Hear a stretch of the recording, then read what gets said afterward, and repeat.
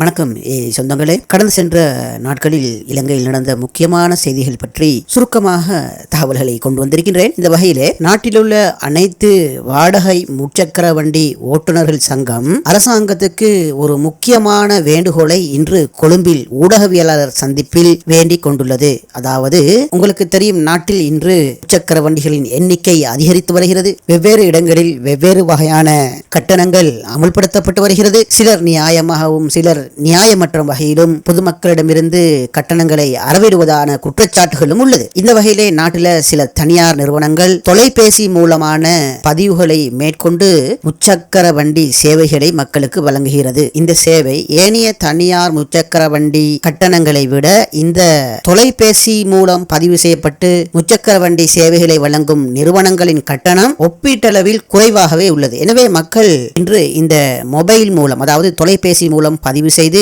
இயக்கக்கூடிய முச்சக்கர வண்டிகளை அதிகம் பயன்படுத்த துவங்கிவிட்டனர். அந்த வகையில் இலங்கையில் உங்களுக்கு தெரியும், அதற்கான ஆப்புகள் எல்லாம் இன்று மொபைல்களில் உள்ளது. எனவே அவற்றை தரவிறக்கம் செய்து மக்கள் இந்த முச்சக்கர வண்டி சேவைகளை இன்று பெற்றுக்கொள்கின்றனர். இந்த மொபைல் மூலம் பதிவு செய்யப்படும் முச்சக்கர வண்டிகள் இன்று பொதுமக்களால் அதிகம் விரும்பப்பட காரணம் யாது என்று ஆராய்ந்தால் ஒப்பீட்டளவில் அவை கட்டணம் குறைவாக உள்ளதாம். இரண்டாவது, நாம் வழக்கமாக செல்லும் முச்சக்கர வண்டிகளை அழைக்கும் போது உடனடியாக சில போது எங்களுக்கு அந்த சேவை கிடைக்காமல் உள்ளது. அவர் வேறொரு ஹயர் வாடகையில் இருந்து கொண்டிருப்பார். எனவே இதுக்கு மாற்றீடாக இன்னொரு முச்சக்கர வண்டியை அழைக்கும் போது அவர் கேட்கும் தொகையை நாங்கள் கொடுக்க வேண்டி ஏற்படுகிறது. இது மக்களுக்கு சுமை என்ற கருத்தும் உள்ளது. மேலும் முச்சக்கர வண்டிகள் சில இடங்களில் மிக மிக அரிதாகவே காணப்படுகிறது. மிக தூரமான இடங்களிலே முச்சக்கர வண்டி இருக்கின்றது. அவற்றை அழைக்கும் போது அவர்கள் அந்த தூர இடத்திலிருந்து வீட்டுக்கு வந்து எங்களை அழைத்து செல்லும் நேரத்தில் அதிக கட்டணத்தை அறவிடுகிறார்கள். கொழும்பு போன்ற பிரதேசங்களில் மீட்டர் பொருத்தப்பட்டிருக்கின்றது. அவற்றுக்கேற்ற கட்டணம் அறவிடப்பட்டாலும் இது நாட்டுடைய எல்லா பாகத்திலும் இடம்பெறுவதில்லை. அரசாங்கம் பலமுறை இந்த விஷயங்களை பேசியும் கூட இன்னும் முழுமையாக நாடு பூராக அமுலில் இல்லை என்பதுதான் இங்கு ஒரு சாராருடைய கருத்தாக காணப்படுகிறது. எனவே இவ்வாறான பலதரப்பட்ட பிரச்சனைகளுக்கு மத்தியில் இலங்கையில் தனியார் வாகன வாடகை பெரும் போக்குவரத்து கம்பெனிகள் முச்சக்கர வண்டியை அறிமுகப்படுத்தி ஏனைய முச்சக்கர வண்டியோடு குறைந்த கட்டணத்தை அறவிட்டு நாடு பூராகவும் தாங்கள் வளர்ந்து வருகிறார்கள். இதனால் அது அல்லாமல் தனிப்பட்ட ரீதியில் முச்சக்கர வண்டி வைத்துக் கொண்டு தொழில் செய்பவர்களுக்கு நஷ்டம் ஏற்படுவதாக இன்று கொழும்பு ஊடகவியலாளர் மகாநாட்டில் தெரிவித்துள்ளார்கள். இந்த வகையிலே நாடு பூராகவும் இந்த வாடகைக்கு விடப்படும் முச்சக்கர வண்டிகள் ஒரே அளவு கொண்ட கட்டணத்தை அறவிட செய்ய வேண்டும் என்று இன்று இந்த தனியார் முச்சக்கர வண்டி ஓட்டுநர் சங்கம் இன்று அரசாங்கத்துக்கு வேண்டுகோள் விடுத்துள்ளது. அதேவேளை இது சம்பந்தமாக தென் மாகாணத்தில் மாத்தறை வெலிகம போன்ற பகுதியில் இந்த பிரச்சனையை அரசாங்கம் தீர்த்து வைக்க வேண்டும் என்று இந்த முச்சக்கர வண்டி சாரதிகள் கவன ஈர்ப்பு ஆர்ப்பாட்டம் ஒன்று செய்துள்ளதாக தகவல்கள் வெளியாகியுள்ளது. அடுத்தது என்னன்னு சொன்னா, இப்ப நாடு பூராவும் டிஜிட்டல் மின்சார மீட்டர்கள் பொருத்தும் வேலை நடைபெற்று வருகிறது. அதன் முதல் கட்டமாக கொழும்பு பகுதியில் தற்போது பொருத்தப்பட்டு வருவதாகவும், இது காலப்போக்கில் நாடு பூராகவும் ஒவ்வொரு வீடுகளுக்கும் இந்த டிஜிட்டல் மின்சார மீட்டர்கள் பொருத்தப்படுவதன் மூலம் நாட்டின் கணிசமான பணத்தை பொதுமக்களும் அரசாங்கமும் மீதப்படுத்தி திட்டமிட்டுக் கொள்ளலாம் என்று தெரிவிக்கப்படுகிறது. இந்த வகையில் இந்த மீட்டர்ல உள்ள நன்மை என்னன்னு சொன்னா, ஒன்று, நாம எந்த டைமுக்கு கூடுதலாக மின்சாரத்தை பயன்படுத்துறோம் என்று சொல்லி நம்ம உடனே எப்போன்று டவுன்லோட் பண்ணி அதனை அறிந்து கொள்ளக்கூடிய வசதிகள் வரும். அப்படி அல்லாவிட்டால் நாங்கள் மின்சார திணைக்களத்தை அணுகி இது சம்பந்தமான அறிக்கைகளை நாம் அவ்வப்போது தேவையான போது பெற்றுக்கொள்ளலாம். இதன் மூலம் நாங்கள் வீட்டு மின்சாரத்தை திட்டமிட்டு பயன்படுத்தலாம். இரண்டாவது விஷயம் என்னன்னு சொன்னா, ஒவ்வொரு வீடுகளுக்கும் மின்சார வாசிப்பாளர் வருவார். இதற்காக அரசாங்கம் அவர்களுக்கு ஊதியம் வழங்குகிறது. ஆனால் நாடு பூராகவும் இவ்வாறான டிஜிட்டல் மீட்டர்கள் பொருத்தும் போது மின்சார வாசிப்பாளர்கள் என்று ஒரு தனியான ஊழியர்கள் மின்சார சபைக்கு தேவைப்படாது. காரணம் என்னென்று சொன்னா, ஒவ்வொரு மீட்டர்களுடைய மின் அலகு எவ்வளவு பாவிக்கப்பட்டுள்ளது என்று மின்சார சபையில் உள்ள கணனிகளுக்கு சென்றுவிடும். அங்கிருந்து என்ன செய்ய முடியும் சொன்னா, மாதாந்தம் உங்களுக்கு குறித்த ஒரு தொகை மின் கட்டணமாக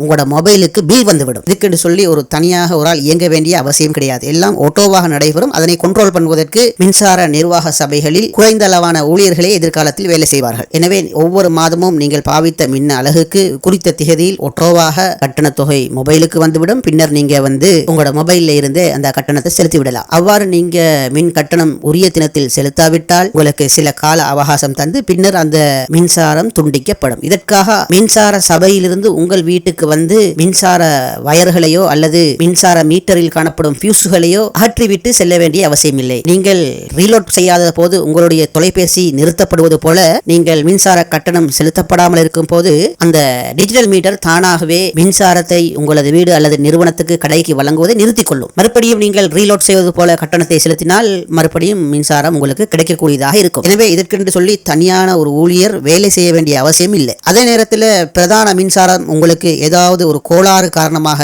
உங்கள் வீடுகளுக்கு மின்சார தடை ஏற்பட்டால், உங்கள் வீடுகளில் மின்சார சிக்கல் உள்ளது என்பது, அதாவது தடை ஏற்பட்டுள்ளது என்பது நீங்கள் அறிவிக்க முன்பே மின்சார சபைக்கு தானாக அது தெரிய வரும். இன்று யார் யார் வீட்டுக்கெல்லாம் மின்சாரம் சப்ளை ஆகவில்லை என்று அங்குள்ள கணனியில் டிஜிட்டல் மூலம் காட்டப்பட்டுவிடும். ஆகவே அங்கிருந்தே அவர்கள் கண்டுபிடித்து உங்கள் வீடுகளுக்கு வந்து அல்லது நிறுவனத்துக்கு வந்து மின்சாரத்தை சரி செய்யக்கூடிய வாய்ப்புகள் ஏற்படும். அத்தோடு நீங்கள் மேலதிகமாக சோலார் சிஸ்டம் பயன்படுத்தினால் அந்த சோலார் சிஸ்டத்துக்குள்ள மின்சாரத்தை உங்கள் வலையமைப்புகளில் இணைக்கக்கூடியவாறு இந்த டிஜிட்டல் மீட்டர் காணப்படுவதாக தெரிய வருகிறது. சுருக்கமாக சொன்னால் கிட்டத்தட்ட வைஃபை கனெக்ஷன் மாதிரி ஒன்று அவற்றில் இயங்கிக் கொண்டிருக்கும். ஏதாவது சிக்கல்களோ பிரச்சனைகளோ ஏற்படும் போது அவற்றை மின்சார சபை தீர்த்து வைக்கும் என்றவாறு இந்த புதிய தொழில்நுட்ப முறை இலங்கையில் தற்போது அறிமுகமாக ஆரம்பிக்கப்பட்டுள்ளது. ஆகவே இப்போது சில பிரதேசங்களில் டிஜிட்டல் மீட்டர் பொருத்தப்படுகிறது. மேலும் இது தற்போது நாடு பூராவும் இன்னும் பொருத்தப்படவில்லை. கொழும்பு பிரதேசத்தில் தான் அநேகமாக தற்போது பொருத்தப்பட்டு வருவதாக தகவல் கிடைக்கின்றது. காலப்போக்கில் நாடு பூராவும் இது பொருத்தி முடிக்கப்படும் என்று மேலும் தகவல்கள் வெளிவருகிறது.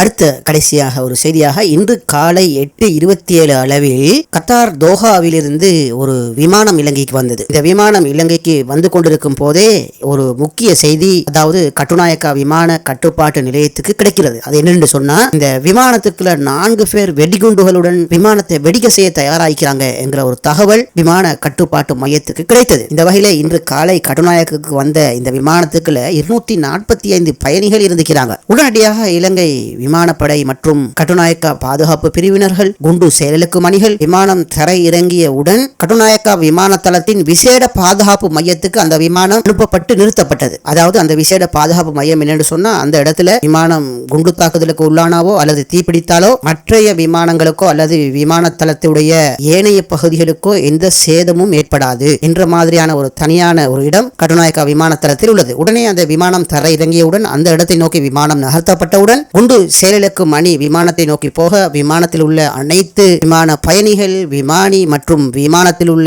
பணியாளர்கள் அனைவரையும் மிக மிக அவசரமாக வெளியேற்றி விமான நிலையத்துக்குள் பாதுகாப்பாக கொண்டு சென்று விட்டனர். இவ்வாறு விமானம் விசேட ஒரு இடத்தில் நிறுத்தி வைக்கப்பட்ட போது அதனை சுற்றியுள்ள பிரதேசங்கள் எல்லாம் பாதுகாப்பான ஒரு நிலை தயாராக இருந்தது. தீப்பிடித்தால் வெடித்தால் உடனடியாக தீ அணைக்கும் வேலைகள், பாதுகாப்பு வேலைகள், ஆம்புலன்ஸ் வேலைகள் எல்லாம் தயாராக இருந்துள்ளது. பின்னர் என்னென்று சொன்னா, குண்டு செயலுக்கும் அணி விமானத்துக்குள் நுழைந்து விமானத்தை மிக கடுமையான சோதனைக்கு உட்படுத்தியது. ஆனால் விமானத்துக்குள் அப்படி ஒரு எங்கேயுமே வெடிகுண்டுகள் விமானத்துக்கு உள்ளேயோ அல்லது விமானத்தில் வந்த பொதிகள் பெட்டிகளுக்கு உள்ளேயோ இருக்கவில்லை என்று இலங்கை ஊடகங்களுக்கு இந்த விமான ஓட்டி பேட்டி வழங்கிய தகவல் வெளிவந்துள்ளது. இந்த வகையில் இவ்வாறான ஒரு பிரச்சனையோடு இந்த விமானம் தரையிறங்கும் போது விமான நிலையத்துக்குள் எந்த ஒரு பதட்டமும் இல்லாத முறையில் மிக அமைதியான முறையில் இந்த விஷயங்களை இலங்கை விமானப்படை, பாதுகாப்பு படை, விமான நிலைய ஊழியர்கள் செய்து முடித்து விட்டார்கள். அவ்வாறு அல்லாமல் இந்த செய்தி வெளியே பரவினால் விமான நிலையத்துக்குள்ளும் விமான நிலையத்தை சுற்றியுள்ள அந்த கட்டுநாயக்கா பகுதியிலும் வதந்திகள் வெடிகுண்டை விட வேகமாக பரவும். இதனால் தேவையில்லாத அனர்த்தங்களும் பிரச்சனைகளும் உருவாகும். ஆகவே நேர்த்தியான முறையில் கிடைக்கப்பட்ட தகவல்களை நன்கு பரிசோதித்து விமானத்தையும் பரிசோதித்து விட்டார்கள். அப்படி எந்த ஒரு அசம்பாவிதமும் நடக்கும் வண்ணம் அந்த விமானத்துக்கு எதுவும் இருக்கவில்லை என்றும், சந்தேகத்துக்கிடமான பயணிகள் எவரும் அந்த விமானத்தில்